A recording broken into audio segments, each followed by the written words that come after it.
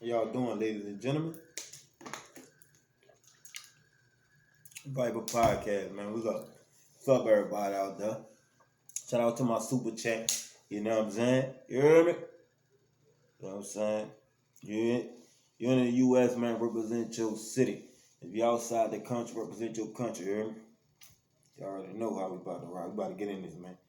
Listen, everybody needs to learn their black history, man. They got white people know ours was better than us. And it's sad, man. Like, we going around talking about, but we know guns like a mother. We know AR-15, we know P90, all this type of stuff, right? Y'all don't know y'all history, man. You know what I'm saying? Talking about the young and the old. It ain't just for the young. You know what I'm saying? You need to know where we came from, man. You know what I'm saying? We came a long way. You know what I'm saying? These people, they got people you never heard of. You know, sacrifice, did stuff for us. You know what I'm saying? They don't get the credit though. You know what I'm saying? All we know is like Nelson Mandela, Martin Luther King, Malcolm X now. But they got more people than that. You know what I'm saying? But I'm gonna let y'all see this clip, man. Y'all pay attention and please, man, please listen to this. You know what I'm saying? Peep the video out. From about 1525 to 1866, 12.5 million Africans were taken from their homeland and forcibly transported across the Atlantic, a journey that approximately 2 million of them would not survive. By the turn of the 18th century, European merchants were building vessels capable of transporting hundreds of enslaved people per journey. These ships had extra portholes for ventilation, weapons mounted on deck in case of rebellion, and additional compartments added below deck to take on more human cargo. Before boarding the ships at African port cities, enslaved people were stripped of their clothing and remaining possessions and had their heads forcibly shaved. During boarding, which could take weeks or even months, enslaved people lived on the deck of the ship in a temporary wooden house constructed by the crew. The crew also installed netting around the deck of the ship, designed to catch those enslaved who might opt for death over forced servitude. Once moved below deck, enslaved people would find themselves stuffed into compartments with ceilings as low as 4.5 feet, where they would spend most of their voyage. They were segregated by gender and age. Adult men were kept separately and shackled in pairs. Women usually left unchained in their designated compartment, and children often free to move about the ship. There were no sanitary facilities of any kind. Enslaved people were forced to relieve themselves where they sat, creating hellish conditions when combined with the heat and lack of ventilation below deck. Disease was rampant.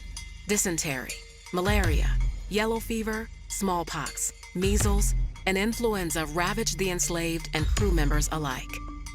The enslaved people generally spent about 8 hours a day above deck, but were still separated by gender, with a barricado, a reinforced wall that could be used to protect crew members in case of a revolt.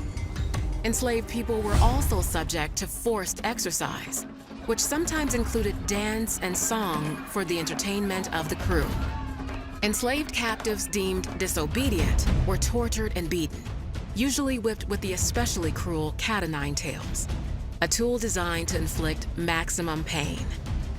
Enslaved people who refused to eat their typical meal of rice and beans were forced to do so, sometimes with a speculum oris, a medieval tool used to force open a person's mouth. Women, while usually left unshackled, were raped and sexually abused by members of the crew, sometimes arriving in the New World, carrying the children of their attackers. But it was the women, using their minuscule freedoms, who would often coordinate mutinies against their captors. But these rebellions were rarely successful. The true extent of the horrors of the Middle Passage came to light in a 1783 court trial over the slave ship Zong. The Zong left present-day Ghana in August of 1781 with 442 enslaved on board. After a 2-month journey riddled with navigation errors, 62 enslaved people and 7 crew members had perished without reaching their destination. Disease was spreading throughout the ship, and fresh water was running dangerously low. Captain Luke Collingwood was afraid of the financial cost of more deaths. Enslaved people that died of disease were not covered by the ship's insurance, but the enslaved who drowned were. Collingwood ordered approximately 130 enslaved people thrown overboard. He claimed it was necessary to do so to halt the spread of disease. At the trial between the Zong's owners and their insurance company, the owners argued that because it was legal to kill sick animals for the health of a ship, it was legal to treat enslaved people the same.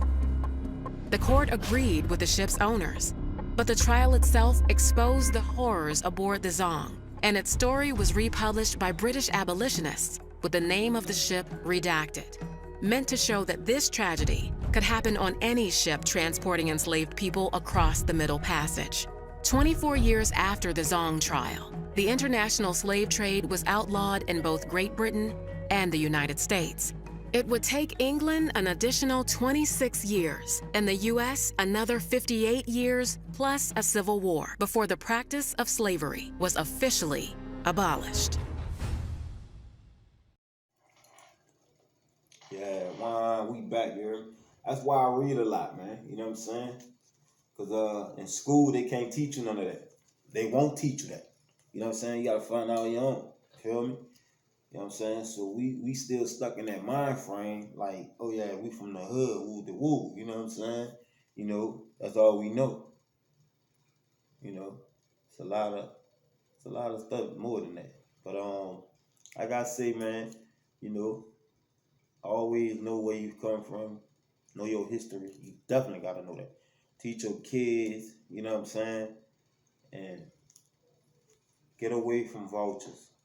They ain't good for you. You got any negative come around, man, cut them off. That's just plain and simple, man. You heard me? You hang with positive people, positive gonna come always your way. You know what I'm saying? God is good. You already know. You know what I'm saying? Stay prayed up out there. You know what I rep, man. Man up above. And always be blessed by the best. I'm your boy, Viper, man. I'm signing off once again. Wow.